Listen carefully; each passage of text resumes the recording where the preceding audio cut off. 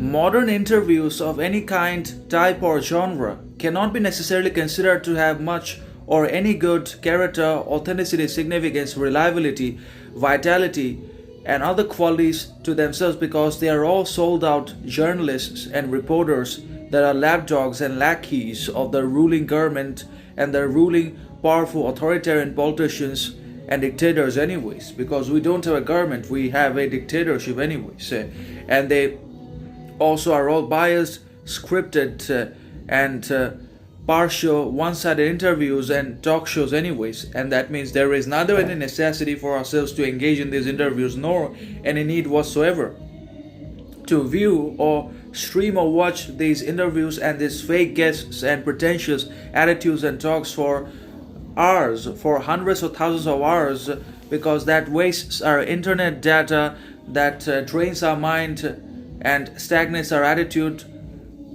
talent, growth, progress, learning, and creates a whole lot of security, shortcoming, deficiency within ourselves that will be very difficult to overcome for ourselves, not because we're bad, but because these interviews are bad, dangerous, partial, hypocritical, counterproductive anyways for ourselves to watch. And obviously we should not give any interviews to anyone either, because why should we give interviews? Why are we going to have to prove our humanity, character, authenticity, dignity over and over again? Obviously we can do that to ourselves, but why are we going to do that to the people that are unworthy, unreliable, hypocritical, dangerous, people that are not worth it? And also we should not try to prove or seek any validation, respect, reputation, honor, and merit from the external system, outside education and public premises that are arbitrary, dictatorial either. So we should not give any interviews, and we should walk out of interviews either. We should stay away from the entire societal,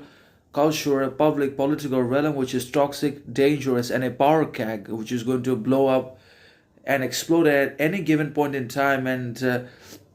culminate in a whole lot of violence, criminality, violation of individual rights. Obviously there is no freedom of speech, freedom of expression left anyways, because particularly for the men and women of authenticity, critical thinking, unbiasedness, impartiality, they cannot express their critical thoughts